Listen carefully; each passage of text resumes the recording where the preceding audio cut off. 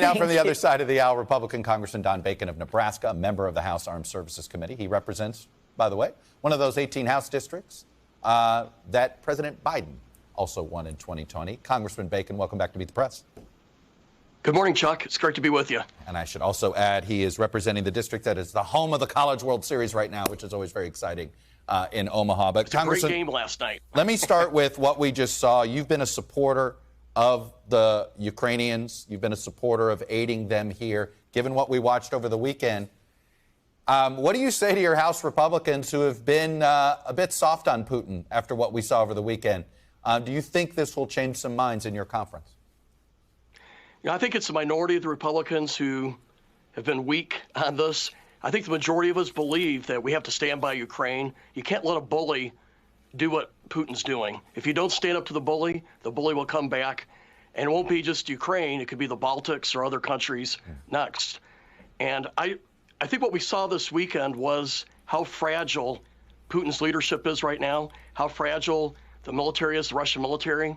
And why is that? They have lost 200,000 troops in this year and a half. That is almost seven times more than what America lost in 20 years of war in Iraq and Afghanistan. They've lost half their tanks.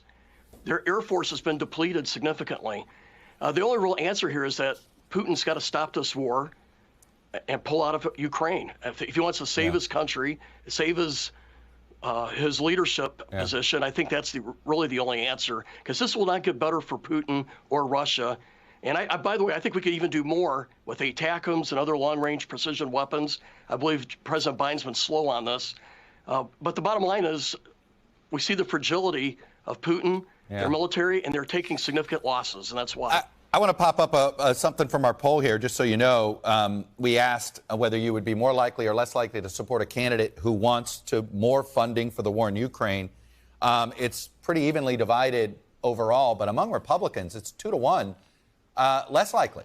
Republican primary voters, a majority of them, I know you said it's a minority in the Republican Party, but a majority of Republican primary voters say they're less likely to support a candidate who wants to help with, wants to continue to fund this war in Ukraine.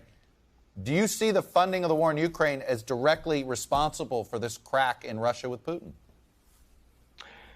Yes, I do. I think our actions have helped Ukraine prevail to the extent that they are right now. It's still, they're in the middle of a war. Russia controls about 10% of their country.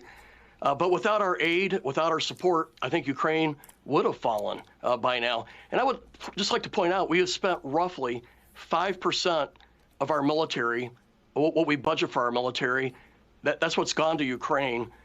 And it's depleted roughly half of Russia's army. So you see this as a good investment. 5% of our military budget depletes 50% of theirs? Yes, that's what we've done in the last year and a half. And I think this is weaken Russia for, maybe a decade to come, which is good for the Baltic countries. It's good for Poland. And it would be different if Putin was wanting to be a peaceful neighbor, but he's not. So we see the barbaric, basically what he's doing is it's might makes right. And that's not what we want with a major nuclear country. And so I think we have a moral obligation to stand up here and help Ukraine. I think too many Republicans have tried to stay under the radar on this. We do best when we stand for what's right, what's truthful. And I believe in Ronald Reagan's principles of strength. Well, we get peace through strength.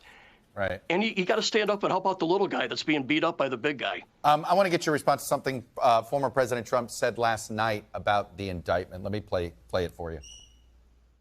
Whatever documents a president decides to take with him, he has the absolute right to take them.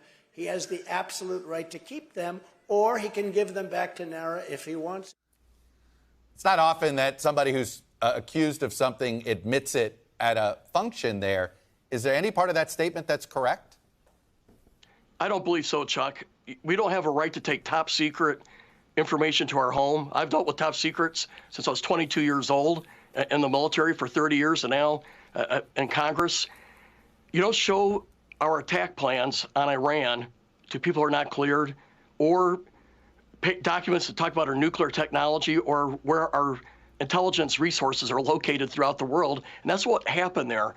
And when the government asks for them back, you give them back. You can't. And if you deny having them, but then you have them, those are crimes. And so, why do you think the party rallies around him when these things happen, rather than looks at the facts like you do and say, you're not supposed to do this, sir?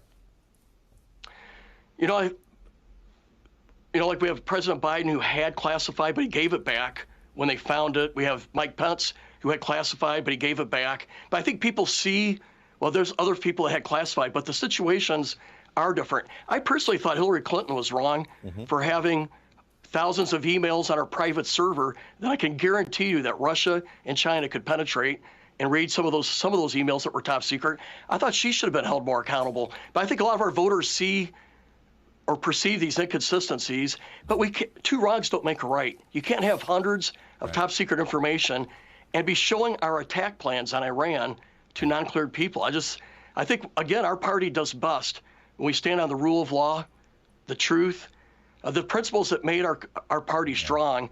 And if we walk away from that, we'll be weakened in the short run for sure. All right. Congressman Don Bacon, Republican from Omaha, again, home of the College World Series, one of the great annual tournaments and a great place to watch it. Thanks for coming on and sharing your perspective. Thank you. Thanks for watching our YouTube channel. Follow today's top stories and breaking news by downloading the NBC News app.